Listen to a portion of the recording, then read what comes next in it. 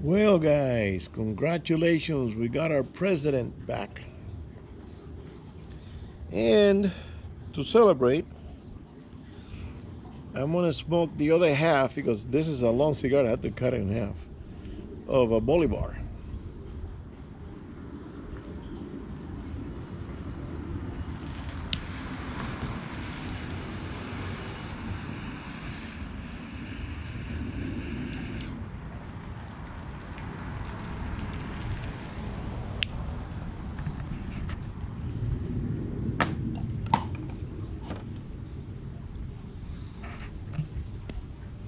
Okay, so we got Trump in, and cross your fingers because he's got a lot to do, a lot to fix that has been done for I don't know 16 years, 20 years, and he's going to try to do it in 4. All the mistakes and all the stupid things that the other party has done. And for the people that don't understand how things are, uh, Iran was having a hard time keeping afloat. They needed their money that it was frozen since the 80s, since what they did with the American embassy in Iran. So the United States froze, the banks froze their accounts for all this time. During the Obama administration, they started asking for the money because they've been asking for the money ever since. But the other presidents, mainly the Republican presidents, Reagan, they were saying no. But here comes Obama. Obama gives them a pallet, send it in the middle of the night, under the table, wrapped in plastic, a pallet full of cash. Oh, thank you. You're gonna do it there. Got a little espresso.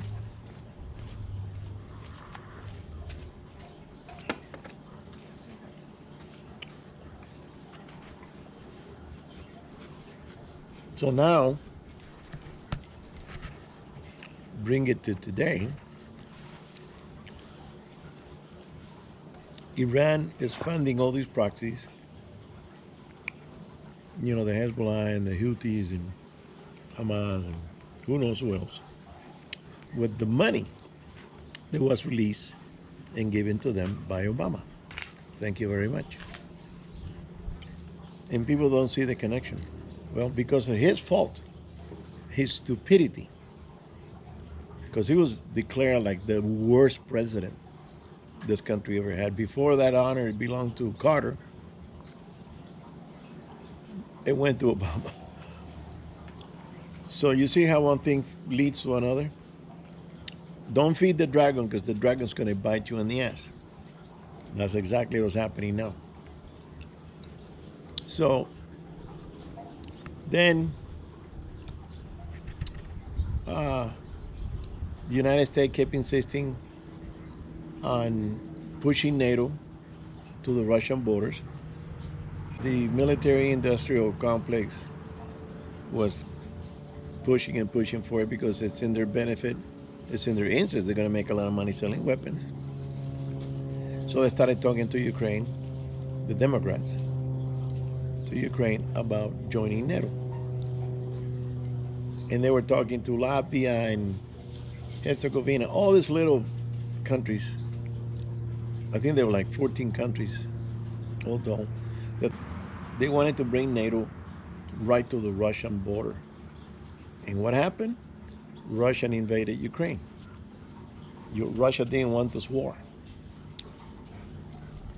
The weapon industry are the ones interested in war because they make buku bucks from the government, us, selling weapons to these other countries. And you see how one thing leads to another. And who did the pushing? Biden. I don't think Clinton was His mind wasn't there. His mind was mostly in women. You know, Clinton.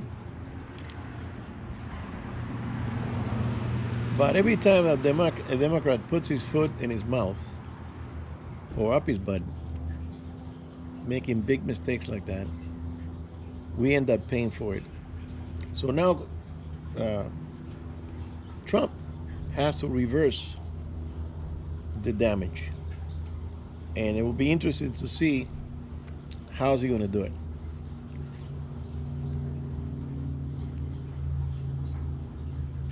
I mean, thousands of people already died on both sides in Ukraine. Russia never wanted Ukraine. Russia wanted a neutral zone where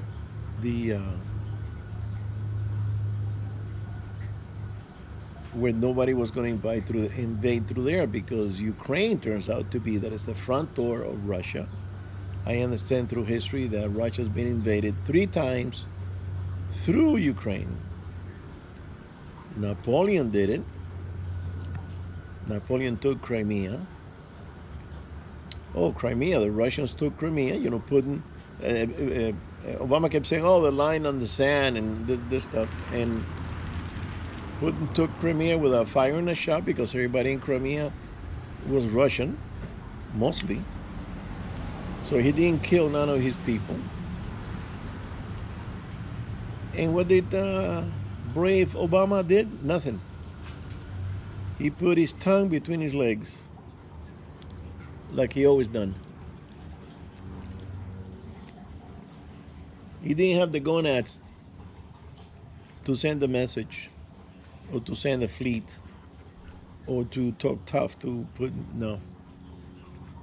So Putin took advantage because he sees that he has a weakling as his opponent, and he said, I can just brush him aside. Same thing with Biden. He saw Biden old, feeble, and he says, okay, now's the time. How come he didn't do it when Trump was there? First of all, they had a good relationship. He had no reason, because he didn't feel threatened from Trump pushing NATO to their borders, to the Russian border. So he didn't feel threatened. He didn't need to do anything. But as soon as these idiots came in, then they want to get into NATO, and all these countries were interested in NATO. They got interested after they saw what happened to Ukraine and say, oh, wait a minute, I need to join the club. But they did that on purpose. They did that on purpose to scare everybody into joining NATO. And that's the world we got. That's the world we live in. It's all money, greed. The more they have, the more they want.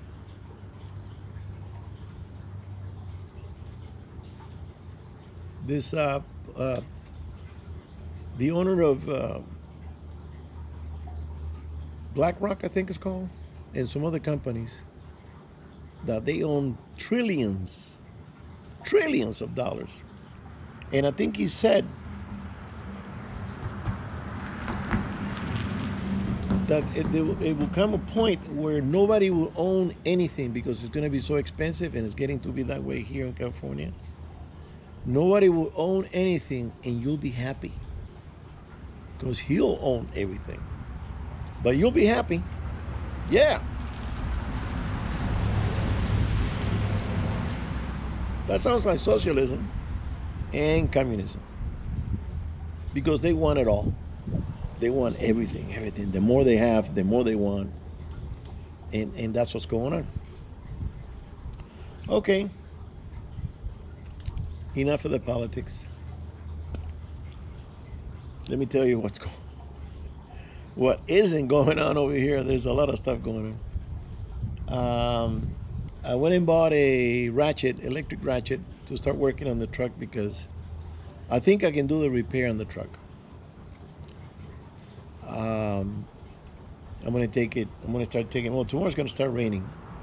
They say. I don't see a cloud in the sky, but it's supposed to start raining for a day or so. So the truck. I don't need the truck right now. I can take it apart and put it back together in 6 months if I need to. I don't need it.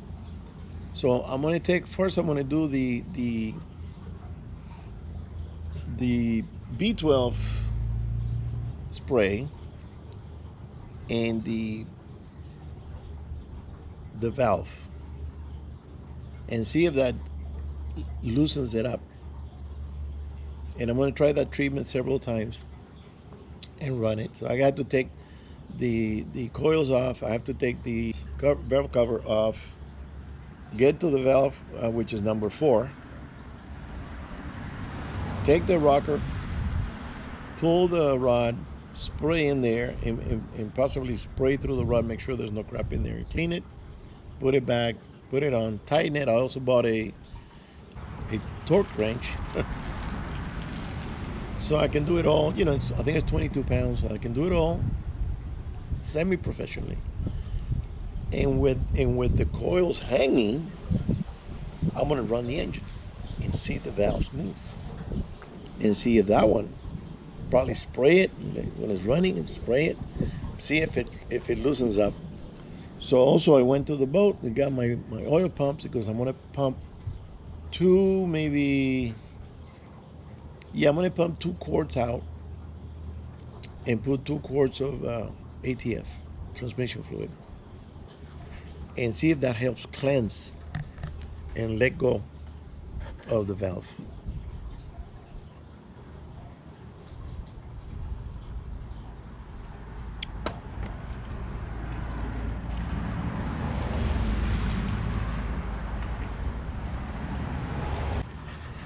Okay, so then also went to the boat the other day. I already had the carburetor on. Because somebody told me, do this test first before you do anything. Do this test. Disconnect the fuel line from the carburetor, plug it,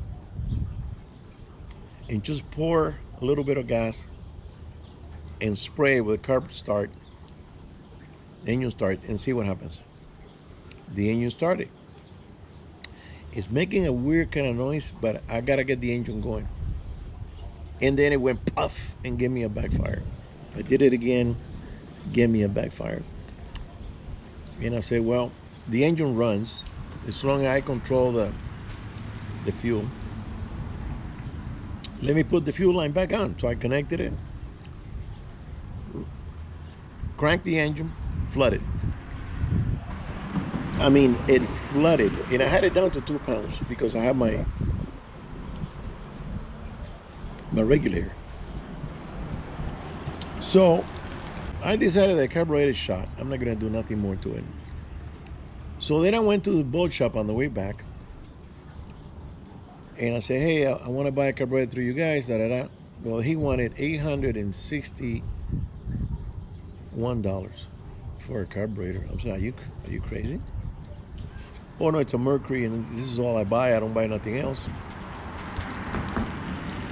And I said, well, I can buy the Rochester rebuilt because they don't make them new anymore. I can buy it for $400. He didn't want to match the price. I said, okay, thank you very much. So what I'm going to do is I'm going to go online and buy a carburetor from this company that the carburetor looks new. I'm going to go and install it once I get it, run the engine, and then listen for that rattle, that noise. Because I don't think it's a valve. It might be deeper. It could be the cam. I want to make sure I know what it is. But first I got to solve the problem with the carburetor. It could also be timing. So once I got it on there, if I still get backfiring, it could be timing. I don't know much about the timing. I'm going to make sure that everything is tight. And I'm going to call this mechanic. I know, say, okay, come over here, check my timing. Let's see if we can get this thing running without backfiring. And if it does, if it still does it, then it means one of the valves is stuck. So another thing I did was I opened up the valve cover, cranked the engine, look at it, all the valves are moving. So I said, well, if it's stuck, one of them shouldn't be moving, but they're all moving. So I said, kind of sat there for a minute and think, what else could it be? I said, well, maybe it's a bent rod. So I had an extra rod, and I started pulling them out, looking at them, rolling and stuff. They're straight. Put it back on. I went and tapped with a hammer the valves on the spring there. Just tap them, tap them, tap them. They all bounce back. They don't get stuck. If it's not closing right or something. So then I got to make sure that all that is done, and it cannot be anything else. And then if I have to remove the heads, then I'll make sure that the distributor cup, I'm going to draw a line and down to the engine. I'm going to take a square and make sure that when I put it back on there, it's exactly in that line. I don't want to be messing with back and forth or anything. So that's going on with the engines, the boat and the truck. Then, oh, I got the car sold, my mount card, so that's out of the way. It's a shame. It's a good little running car, but you know, barely have any room what we got here. I still got to get rid of the Blazer and stuff. But then I'm working on redesigning one of my properties because I'm thinking of doing an addition to the house. I want to make the bedrooms bigger. I want to make the living room and the kitchen and the dining room bigger. So I'm going to be doing all that. I'm working on the plans and talking to the city, finding out the latest codes and any other requirements that they have, the setbacks, because all that stuff has changed, and it changes almost every year. So I just got a call from the city. They're going to send me this information online, email.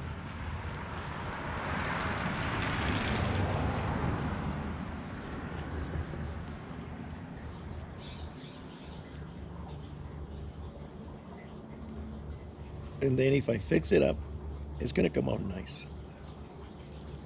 It's going to come out nice. I'm going to add roughly 500 feet. Make the bathroom bigger, take it out, tile everything. I'm going to put stone, you know, make it look nice. A little sitting bench if you want to sit there and scrub your feet or whatever. So it's going to take some work and some money. So that's in the works. Then, on top of that, I already had a meeting with my surgeon, did the CAT scan. Now he wants a bone density test. I'm going to do that this coming week. And then maybe a CT scan, and then talk about the possibility of doing the surgery. He doesn't want to do a repair. He wants to do a replacement, like a hip implant. So it's going to be cup and ball here. And he says, I do like 250 a year, and that's all he does. This guy's a shoulder guy. He doesn't do knees or leg or feet, or shoulder guy. And he says, once it's done, you probably won't even need therapy. And I said, really? He goes, yeah, because you're gonna be brand new. Nothing's gonna, you're gonna heal from the cutting and everything. But once that's healed, you don't need to do any, you know, just go to the gym and build some muscles and work out your limbs. That's it. So then I got this new area that I saw Google Earth, because I see all these guys driving, it says DA hunting, DA hunting. And I'm already getting some flack from people saying, well, you're not hunting anymore? What do you mean? So, because of the area I've been going, it's packed with trees and you can't see nothing. So, but if I find a new spot that I can go and see far, You know, you can see the hills, you can see the animals. Well, I did find it because I saw this hunter driving around, and it looked like it was a private ranch. It was, you know, yellow grass, oaks, very few pines. Say, oh, that's gotta be low elevation, probably 5,000 feet, 4,000. But I didn't know where he was. But then he passed by this sign, and I stopped the video and said, oh, what's the name? Got the name, looked it up, find it. It's D8, but lower, never been on that side, the other side of the river, way on the bottom there. So once I get the truck running, I want to go check it out. You know. So I got a lot on my plate. And then I was thinking of doing a video showing the rifles that I want to sell, and possibly shotgun, and tell the guys, okay, I'm going to be at this shooting range on this date, from this hour to this hour. If you're interested in some of these guns, come down, look at them. You can shoot them in the range, and then we'll talk money and process. That's also in the works. So, yeah, I'm busy. All right, guys, I'm gonna let you go. I just wanted to touch base. All right, see you on the next one.